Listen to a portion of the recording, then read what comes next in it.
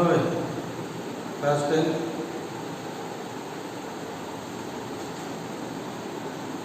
सबको आवाज आ रही है ना?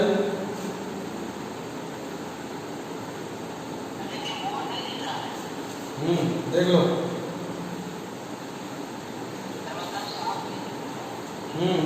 दिखेगा तो दिखेगा। तो देखो लास्ट कल हमने कहाँ तक किया था? 4.2 में क्वेश्चन नंबर 2 जो था उसमें लिखा था कि solve the problem given in example number 1। तो एग्जांपल नंबर 1 में जब हम गए थे तो उसमें 2 क्वेश्चन थे।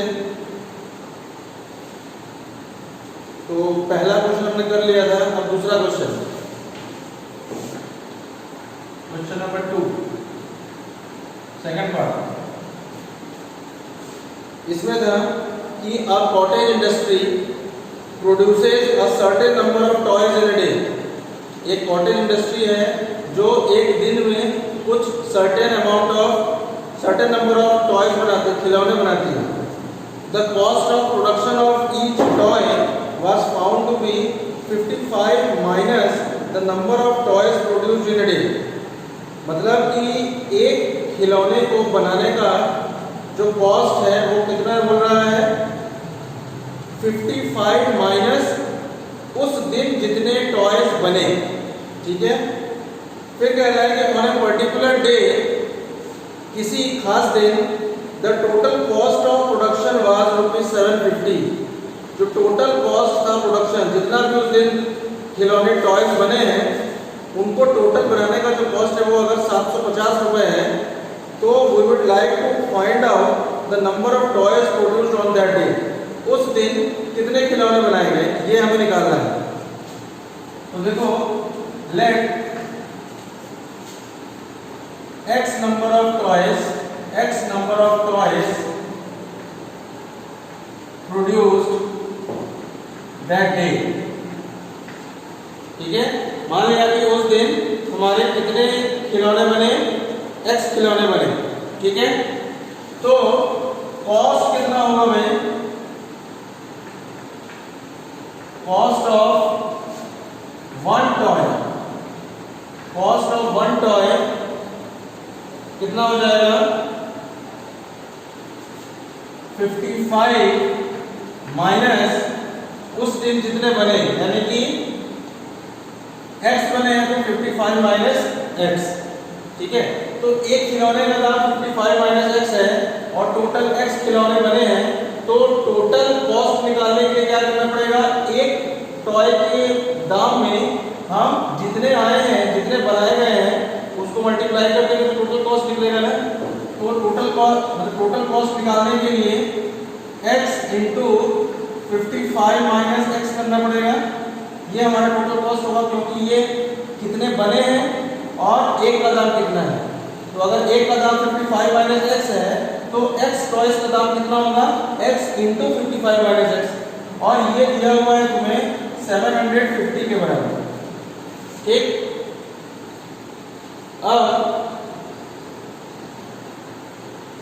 अब इसमें अंदर मल्टीप्लाई करेंगे x को, तो ये हो जाएगा 55 into x minus x into x square is equal to 750।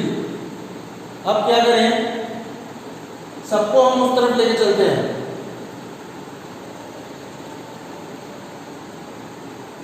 सभी को राइट साइड में लेके चलेंगे तो माइनस एक्स स्क्वायर उधर लेके जाएंगे तो प्लस एक्स स्क्वायर हो जाएगा, प्लस 55x उधर जाएगा तो माइनस 55x हो जाएगा, और ये प्लस 750 उधर का उधर ही रहेगा। ठीक है, तो अब इसको हमें फैक्टराइज करना है तो स्प्लिटिंग मेथड यूज कर लें।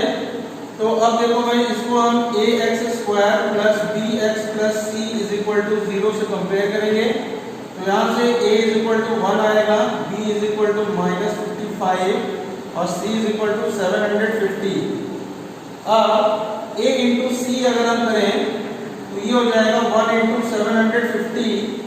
तो अब 750 को हमें दो इस तरह से पार्ट में डिवाइड करना है कि उन दोनों को ऐड करने पे हमारा b आना चाहिए, यानी कि माइनस 55, और उन दोनों को मल्टीप्लाई करने पे कितना आना चाहिए भाई? 750 आना चाहिए। ठीक है, तो वो दोनों पार्ट हो जाएंगे -25 और -30।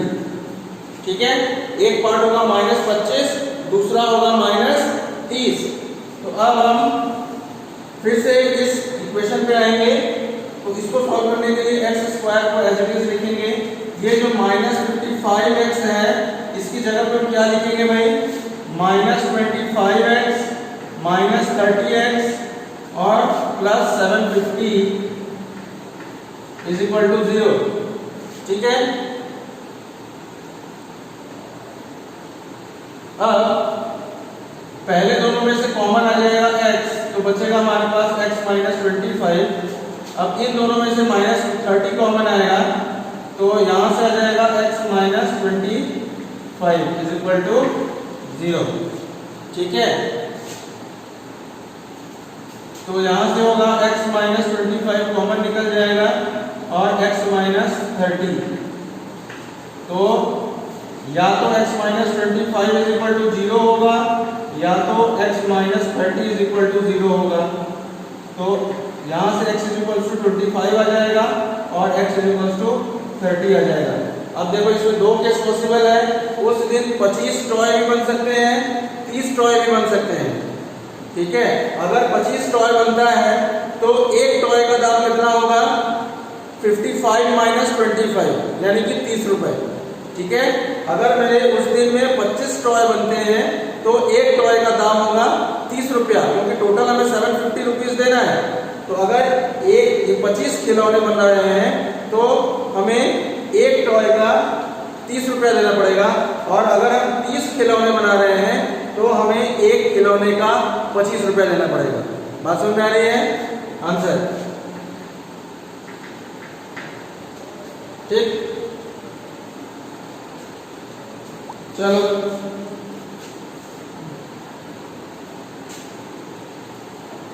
Next,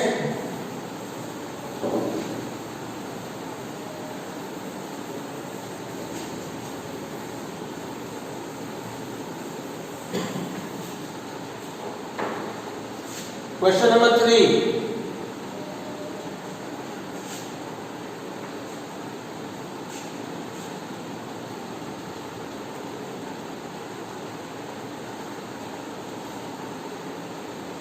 Find two numbers whose sum is 27 and product is 182। अब इसमें दे रहा है कि दो नंबर हैं जिनका की सम 27 है। तो let first number is x, तो सेकंड नंबर कितना होगा भाई, अगर दोनों का सम 27 है और उसमें से अगर एक नंबर x है तो दूसरा नंबर कितना होगा, 27 - x। ठीक, अब कह रहा है कि इन्हीं दोनों को अगर हम प्रोडक्ट कर लें, मतलब कि मल्टीप्लाई कर दें, तो x × 27 - x ये किसके इक्वल होना चाहिए, 182 के इक्वल होना चाहिए। ठीक, अब अंदर मल्टीप्लाई कर देंगे तो ये हो जाएगा 27x - x × x स्क्वायर = 182। सबको राइट साइड में लेके जाएं तो -x स्क्वायर हो जाएगा तो +x स्क्वायर हो जाएगा, +27x हो जाएगा -27x और +182 ही रहेगा। ठीक है, अब इसको हम ax स्क्वायर bx c = 0 से कंपेयर करें तो a आ जाएगा 1, b -27, c = 182। अब नेक्स्ट स्टेप में a × c करना है, यानी कि 1 × 182 कितना आएगा, 182। अब इस 182 को हमें दो पार्ट में डिवाइड करना है और इस तरीके से करना है कि उन दोनों को जोड़ने पे, ऐड करने पे कितना आना चाहिए, b की वैल्यू यानी कि -27, और उन्हीं दोनों को मल्टीप्लाई करने पे हमारा 182 आना चाहिए। तो वो दोनों पार्ट क्या क्या होंगे भाई, -13 और -14, क्योंकि -13 और -14 को अगर हम प्लस करें तो -27 आएगा और इन दोनों को मल्टीप्लाई करेंगे अगर तो 182 आएगा। ठीक, अब आगे चलें। अब फिर हम इस इक्वेशन को लिखेंगे x² स्क्वायर को एक्स स्क्वायर लिखा हमने, -27 जो मिडिल टर्म है उसको स्प्लिट करेंगे, -13x -14x और फिर +182 इज इक्वल टू 0। अब इन दोनों में से हम x को कॉमन ले लेंगे तो x -13, फिर इन दोनों में से -14 कॉमन लेंगे तो x -13 इज इक्वल टू 0। तो यहाँ से x -13 is equal into x -14 is equal to 0। तो either x -13 is equal to 0 और x -14 इज इक्वल टू 0। ठीक है, तो यहाँ से x इज इक्वल टू 13 हो जाएगा और x इज इक्वल टू 14 हो जाएगा। मतलब इसमें भी हमारे दो पॉसिबिलिटी है। जो पहला नंबर है वो या तो 13 हो सकता है या तो 14 हो सकता है। अगर हमने पहले नंबर को 13 मान लिया तो सेकंड नंबर क्या हो जाएगा हमारा 27 माइनस x, यानी कि 27 माइनस 13 14 हो जाएगा। अगर हमने फर्स्ट नंबर 13 को माना है तो सेकंड नंबर हमारा 27 माइनस x यानी कि 13 हो जाएगा, सॉरी 14 हो जाएगा। और अगर हमने फर्स्ट नंबर 14 को माना है तो सेकंड नंबर हमारा यहाँ पे भी 27 माइनस x यानी कि 27 माइनस 14 ये हो जाएगा 13। ठीक है, तो वो दोनों नंबर हमारे कौन कौन से होंगे भाई, 13 और 14। आंसर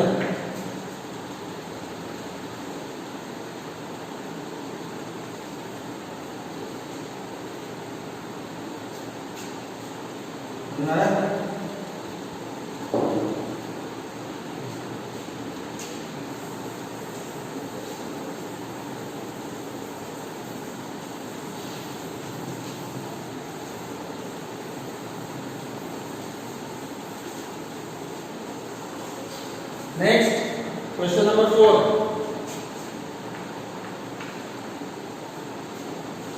फाइंड टू कंसेक्यूटिव, जब वीडियो अपलोड करेंगे भाई तो क्लियर आएगा। ठीक है, क्वेश्चन नंबर 4 है कि find two consecutive positive integers sum of whose square is 365। इसमें दो कंसेक्यूटिव पॉजिटिव इंटीजर बोल रहा है और उन दोनों का जो सम है, किसका सम, उनके स्क्वायर्स का sum, that is equal to 365। तो लेट टू कंसेक्यूटिव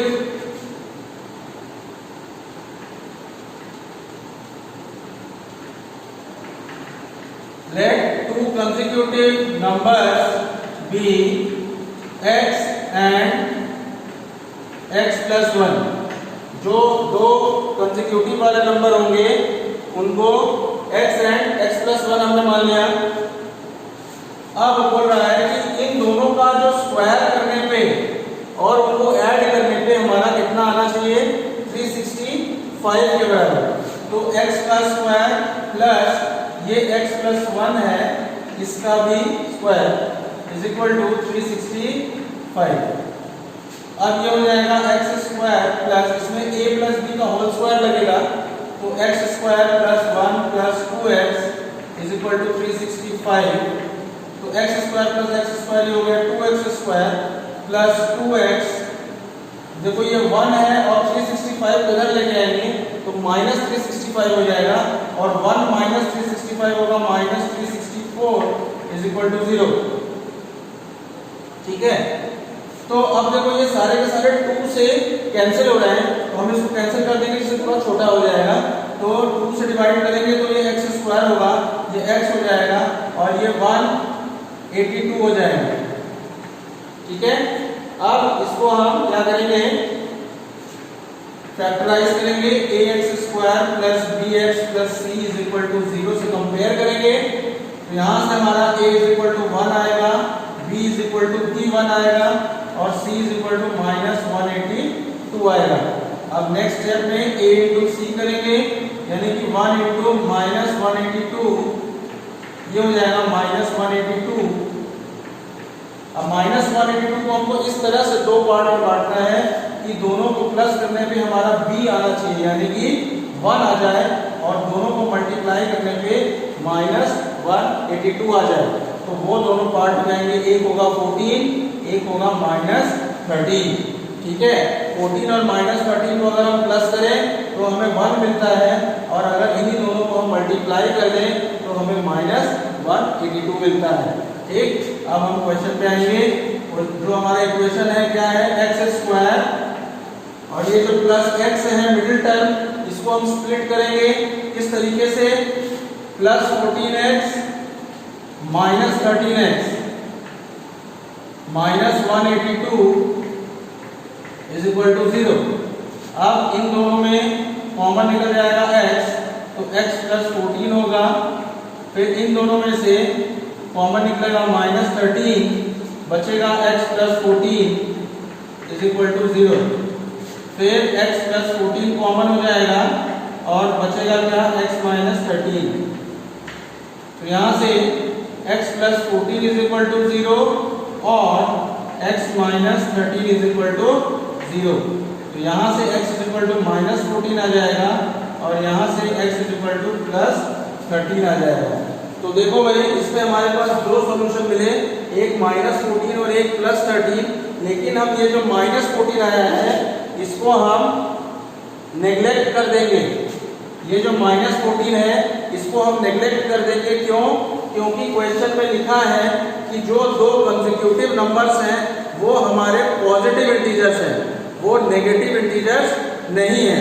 ठीक है, तो अगर वो पॉजिटिव इंटीजर है तो इसका मतलब जो आंसर आएगा वो पॉजिटिव होना चाहिए, नेगेटिव नहीं हम उसको लेंगे। तो इसका मतलब -14 को हम नहीं लेंगे, तो हम +13 को ले लेंगे।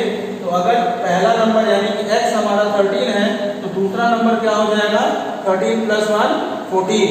तो जो दो हमारे नंबर्स होंगे कंसेक्यूटिव वाले वो हमारा होगा 13, 14 आंसर।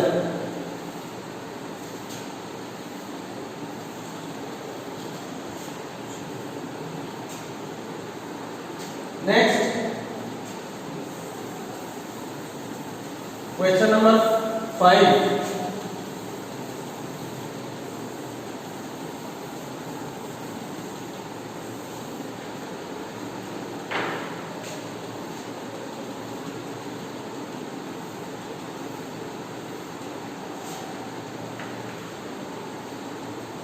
क्वेश्चन नंबर 5 है,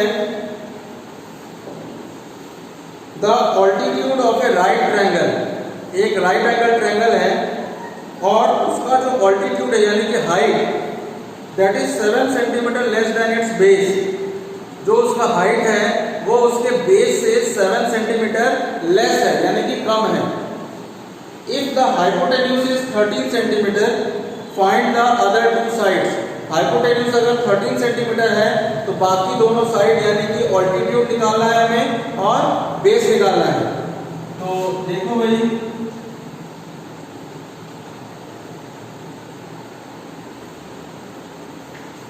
सपोज ये ABC एक राइट एंगल ट्रायंगल है, इसमें कह रहा है कि जो इसका हाइपोटेन्यूज है वो 13 सेंटीमीटर का है और जो इसका ऑल्टीट्यूड है यानी कि जो परपेंडिकुलर है वो इसके बेस से 7 सेंटीमीटर कम है। ठीक है, अगर हमने बेस को x मान लिया तो हाइट को क्या मानना पड़ेगा, x - 7। ठीक है ना। तो अब क्या करें, देखो भाई, क्योंकि ये राइट एंगल ट्रायंगल है तो इसमें पाइथागोरस थ्योरम हम लगा सकते हैं। तो पाइथागोरस थ्योरम क्या होता है, base square plus height square is equal to hypotenuse का स्क्वायर। तो बेस का स्क्वायर हमारा हो गया x का स्क्वायर प्लस हाइट का स्क्वायर मींस x - 7 का square is equal to hypotenuse का स्क्वायर मतलब 13 का स्क्वायर। ये हो जाएगा x² प्लस, अब इसमें जो है तुम्हारा a - b का होल स्क्वायर का फॉर्मूला लगेगा। तो यहाँ पे x² plus 49 minus 14x is equal to 13 का स्क्वायर होता है 169। अब x² प्लस x² हो जाएगा 2x² माइनस 14x और प्लस 49 इधर है, 169 इधर लेके आएंगे तो माइनस 169 हो जाएगा। तो यहाँ बचेगा -120 120 इज इक्वल टू 0। अब देखो फिर से ये सब के सब तुम्हारे 2 से कैंसिल हो जाएंगे, ठीक है ना। 2 में कैंसिल हो जाएंगे तो कितना बचेगा, x square minus 7x minus 60 is equal to 0। तो ये हमारा एक्चुअल क्वाड्रेटिक इक्वेशन हुआ। अब हम क्या करेंगे, इसको ax square plus bx plus c is equal to 0 से कंपेयर करेंगे, ठीक। तो a इज इक्वल टू होगा 1, b इज इक्वल टू होगा -7 और c इज इक्वल टू होगा -60, ठीक है। अब a इंटू सी करें, इसका मतलब 1 इंटू -60 कितना आ जाएगा, -60 ही आएगा। अब इस -60 को हम इस तरीके से लिखें, इस तरीके से दो पार्ट में बांटे कि उन दोनों को जोड़ने पे -7 आना चाहिए, ठीक है। तो -7 आना चाहिए और उन दोनों को मल्टीप्लाई करने पे हमारा -60 आना चाहिए। तो वो दोनों पार्ट क्या क्या होने चाहिए भाई, -12 और +5, ठीक है। क्योंकि -12 और +5 अगर हम इन दोनों को प्लस करेंगे तो हमें -7 मिल जाएगा, और अगर इन दोनों को मल्टीप्लाई करेंगे तो हमें -60 मिल जाएगा। तो फिर से इस पे आएंगे तो एक्स स्क्वायर को ऐसे लिखेंगे और ये जो मिडिल टर्म है इसको स्प्लिट करेंगे। अब किस तरीके से, -12x plus 5x minus 60 is equal to 0, ठीक है। तो अब इन दोनों में से हम x को कॉमन ले लें तो x -12 हो जाएगा। फिर इन दोनों में से हम +5 को कॉमन लें तो x -12 हो जाएगा इज इक्वल टू 0। तो यहाँ से कॉमन आ जाएगा x -12 into x plus 5 is equal to 0। तो either x -12 is equal to 0 और x plus 5 is equal to 0। तो either x is equal to +12 और x इज इक्वल टू -5, ठीक है ना। तो x की वैल्यू 12 आ गई, इसका मतलब x हमने किसको माना था, बेस को माना था। इसका मतलब बेस हमारा 12 सेंटीमीटर हो गया। अब देखो -5 को हम नेग्लेक्ट कर देंगे। क्यों नेग्लेक्ट कर देंगे भाई, क्योंकि बेस जो है वो हमारा एक लेंथ है ना, एक टाइप का लेंथ है। तो क्या कभी बेस की लेंथ जो है वो कभी भी नेगेटिव नहीं हो सकती, लेंथ कभी भी नेगेटिव नहीं होती है, ठीक है।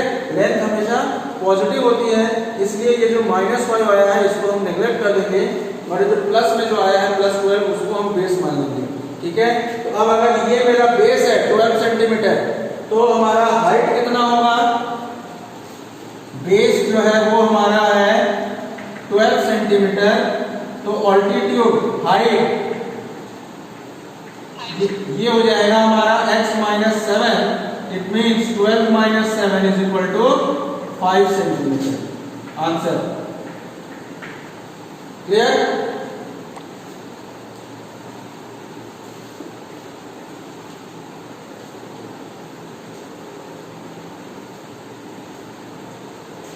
लास्ट क्वेश्चन इज एक्सरसाइज का क्वेश्चन नंबर 6।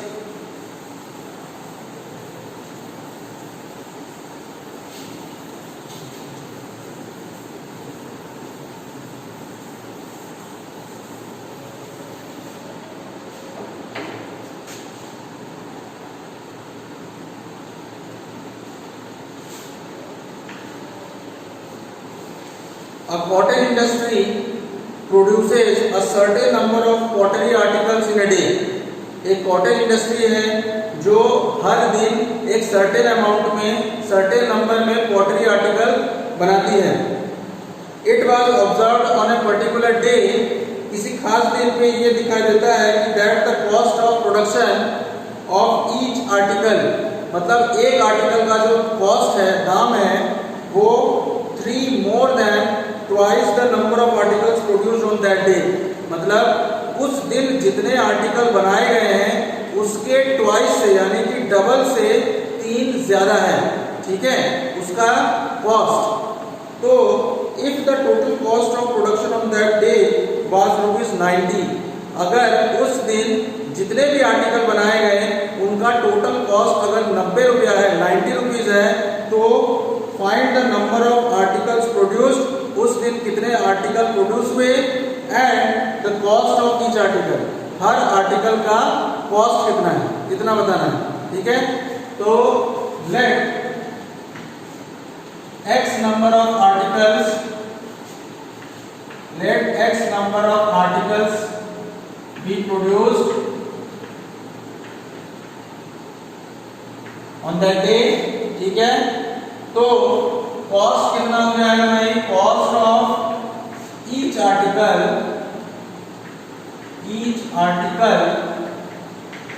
इसमें कह रहा है हर आर्टिकल का जो कॉस्ट है वो कितना होगा, जितना भी आर्टिकल उस दिन प्रोड्यूस हुआ है उसके ट्वाइस से, यानी कि 2x से 3 ज्यादा, यानी कि +3। ठीक है, 2x + 3 ये हो जाएगा हमारा एक आर्टिकल का कॉस्ट। तो टोटल कॉस्ट निकालने के लिए क्या करेंगे, एक का दाम इसमें हम मल्टीप्लाई कर देंगे किसको, जितने हमारे आर्टिकल उस दिन बने हैं। तो x आर्टिकल हमने माना है तो हम इन दोनों को मल्टीप्लाई कर देंगे, तो ये हो जाएगा x × 2x + 3, ये हमारा टोटल कॉस्ट होगा। और क्वेश्चन में ये दिया हुआ है = 90। ठीक, अब हम इसको मल्टीप्लाई कर लें तो 2x² + 3x = 90।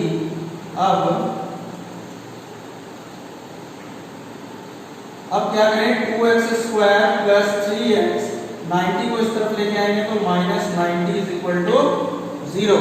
ठीक है, तो अब हम इसको फैक्टराइज करेंगे तो ax² + bx + c = 0। यहाँ से a = 2 आ जाएगा, b = 3 और c = -90। ठीक है, अब हम क्या करेंगे, इसमें a × c करेंगे। a × c का मतलब 2 × -90 = आ जाएगा -180। अब इस -180 को हमें दो पार्ट में ब्रेक करना है, और इस तरीके से ब्रेक करना है कि उन दोनों को जोड़ने पे हमारा कितना आना चाहिए, 3 आना चाहिए, और उन दोनों को मल्टीप्लाई करने पे हमारा -180 आना चाहिए। तो वो दोनों पार्ट होंगे भाई 15 और -12। ठीक है, वो दोनों पार्ट हमारे कौन कौन से होंगे, पहला होगा 15, दूसरा होगा -12। तो अब हम इस इक्वेशन पे आएंगे, तो 2x² और ये जो मिडिल टर्म है इसको स्प्लिट करेंगे।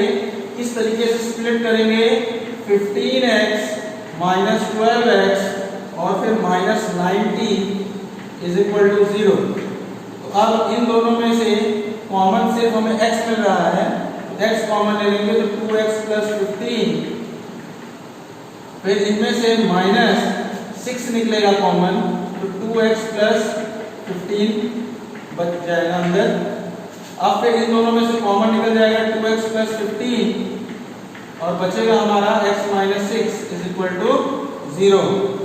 ठीक है, तो अब आइदर 2x + 5 = 0, 2x + 15 सॉरी, और x - 6 = 0।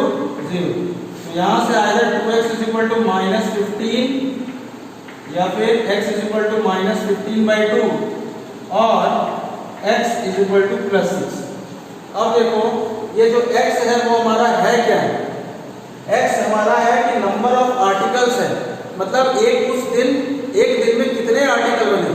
तो 15/2 का मतलब होता है 7.5 और वो भी माइनस में, तो माइनस में आर्टिकल का कोई मतलब नहीं होता है, या फिर 7.5 आर्टिकल, ये कुछ नहीं होता।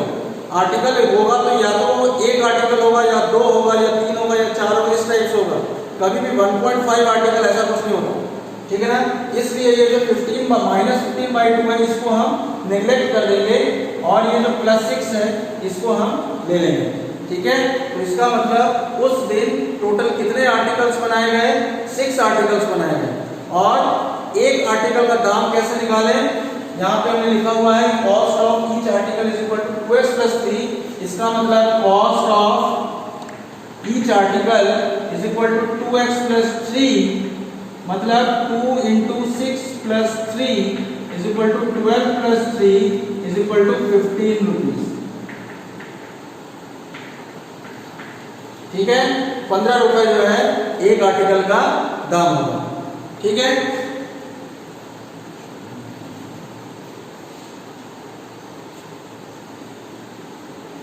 ठीक है भाई। तो आज देखो भाई ये 4.2 एक्सरसाइज खत्म हो गया है। अब इसके आगे जो है वो है क्वाड्रेटिक इक्वेशन को सॉल्व करना है। अब जैसे यहाँ पे भी हमने क्वाड्रेटिक इक्वेशन को सॉल्व किया है, लेकिन फैक्टराइजेशन का इस्तेमाल किया है और splitting the middle term method का इस्तेमाल किया है। अब जो नेक्स्ट एक्सरसाइज होगा उसमें भी हमें सॉल्व भी करना है क्वाड्रेटिक इक्वेशन को, लेकिन स्प्लिटिंग मेथड से नहीं करना है, हमको कंप्लीटिंग द स्क्वायर मेथड से करना है। ठीक है, अब ये जो कंप्लीटिंग द स्क्वायर मेथड है ये क्या होता है ये हम नेक्स्ट क्लास में ही पढ़ेंगे। ठीक है, चलो ऑफ करो भाई।